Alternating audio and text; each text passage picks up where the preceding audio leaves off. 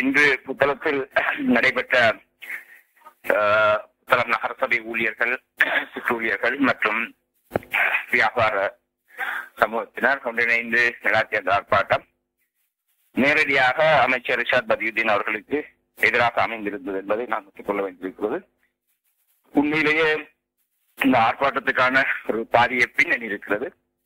அது கடந்த சில வாரங்களாக புத்தளத்திலே அவர் அமைத்து வைத்திருக்கின்ற ஒரு கட்சியின், அகில இலங்கை முஸ்லிம் காங்கிரஸ் என்ற கட்சியின் உறுப்பினர்கள், அவரது மற்றும் அவரது சில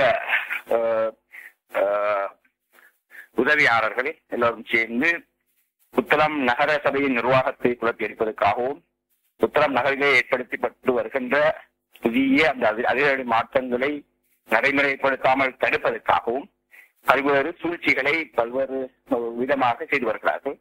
அதன் ஒரு கட்டம், நாங்கள் புத்தளம் நகரிலே காலகாலமாக ஒரு நாள் லீவு அனுபவிக்காமல் 7 நாட்களும் வர்த்தகத்தில் ஈடுபட்டிருந்து பிள்ளைகளின் படிப்பை கூட அறியாதிருக்கின்ற, பிள்ளைகளின் சமய விஷயங்களில் கூட தலையிடாமல் இருக்கின்ற பெற்றோர்களுக்கு, வியாபார பெருமக்களுக்கு ஒரு நாள் விடுதலை லீவை ஏற்படுத்தி கொடுத்து அந்த நாளிலே அவர்கள் தமது சொந்த நலன்களை கவனிப்பதோடு நகரசபைக்கும் ஒரு நாள் முழுவதுமாக நகரை சுத்தப்படுத்துவதற்கான அவசிய நிலை ஏற்படுத்தி தர வேண்டும் என்று நாங்கள் நகரசபையிலே முடிவெடுத்து அந்த திட்டத்தை அமல்படுத்தி வருகிறோம். அதனால் ஞாயிற்றுக்கிழமை நடாத்தப்பட்டு வந்த ஞாயிறு சந்தை சனிக்கிழமை நடைபெற்று வருகிறது. ஞாயிற்றுக்கிழமை முழு நாளாக அனுஷ்டிக்கப்படுகிறது.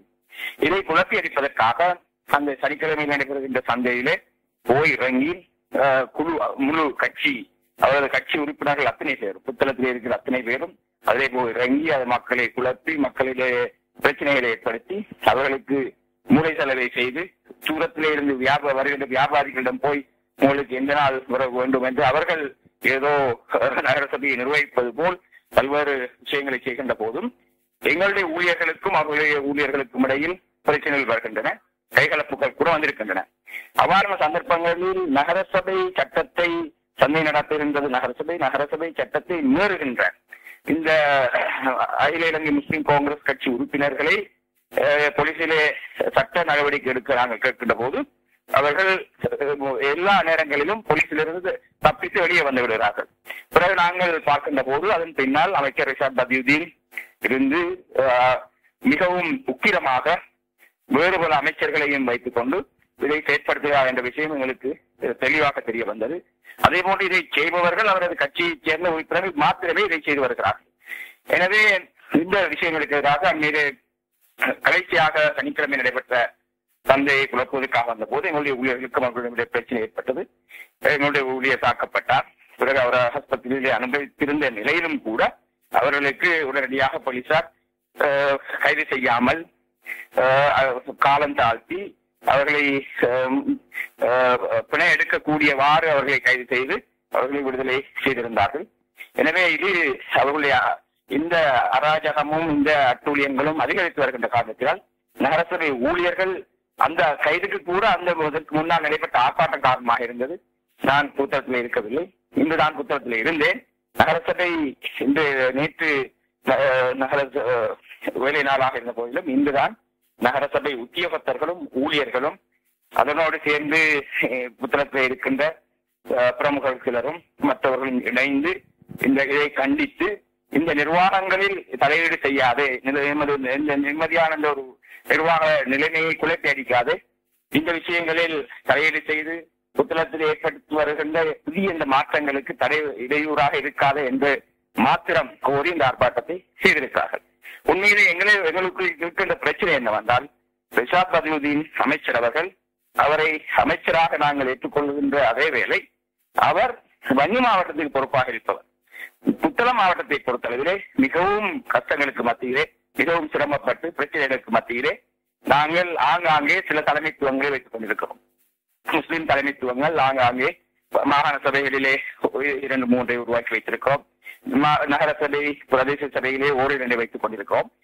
இது பாராளுமன்றம் பிரதிநிதித்துவத்துக்கு போட்டியிடுகின்ற போதும் அந்த பாராளுமன்ற பிரதிநிதித்துவத்தை வரவிடாமல் தடுப்பதிலே மிகவும் குறியாக இருந்து ஒவ்வொரு சிங்கள தமிழ் முஸ்லிம் மாகாண சபை மற்றும் பிரதேச உறுப்பினர்களுக்கு காசு கொடுத்து அந்த பாராளுமன்ற தேர்தலிலே எங்களை தோற்கடிப்பதிலே மிகவும் மும்முரமாக இந்த ரிஷாட் பதியுதீன் அவர்களும் அவருக்கு ஆதரவாக இருக்கின்ற புத்தளத்திலே இருக்கின்ற இந்த கட்சிக்காரர்களும் செயல்பட்டார்கள். அதே போன்றுதான் இன்று வர இருக்கின்ற மாகாண சபை தேர்தலிலே எங்களுக்கு இருக்கின்ற இந்த 2-3 பிரதித்துவங்களையும் இல்லாமல் செய்வதற்காக முழு பிரயத்தனத்துடன் புத்தள மாவட்டத்துக்குள்ளே வேலை செய்து கொண்டிருக்கிறார்கள். அதே போன்று பாராளுமன்ற தேர்தல் வருகின்ற போதும் இதே வேலையை செய்வார்கள். அதே போன்று எனக்கு இந்த நகரசபையை நான் எடுத்துக்கொண்டு நகரசபைக்குள்ளே செய்து வருகின்ற மாற்றங்கள், அதிலே புதிய 50-100 வருடம் பழமை வாய்ந்த சட்டங்கள், அது பாரம்பரியங்கள், கலாச்சாரங்கள் எல்லாவற்றையும் உடைத்தெறிந்து புதிய மரபுகளையும் புதிய விஷயங்களையும் புதிய அடிப்படையிலே பல மாற்றங்களை செய்து கொண்டிருக்கின்ற போது அதை உடைத்தெறிந்து விட்டு என்னை அந்த பதவியில் இருந்து அகற்றுவதற்காகவும் என்னை கொலை செய்வதற்காக கூட பல்வேறு சதிகளை இன்று அவர்கள் பாதாள உலக குழுவோடு இணைந்து செயற்படுத்திக் கொண்டிருக்கிறார்கள். எனவே இது ஒரு வாழக்கூடத்தை இடத்திலே வாழ்ந்த ஒரு அமைச்சர் ரிஷாட் பதியுதீன் அந்த சமூகத்துக்கு அவர் தங்களை பாதுகாத்த வாழ்வளித்த சமூகத்துக்கு செய்கின்ற மாபெரும் துரோகத்தனமாக நாங்கள் பார்க்கிறோம்.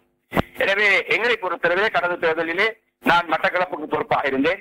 அந்த தேர்தலிலே போய் வாட்டமாவடியிலும் வாழைச்சேனையிலும் சகோதரர் அமீர் அலி அவர்களுக்காக நான் வேலை செய்தேன். அமீர் அலி அவர்கள் சகோதரர் ரிஷாட் பதியுதீன் அவர்களுடைய நேரடியான மாகாண சபை முதலமைச்சராக போட்டியிட்டவர். அவருக்கு நாங்கள் வேலை செய்தோம்.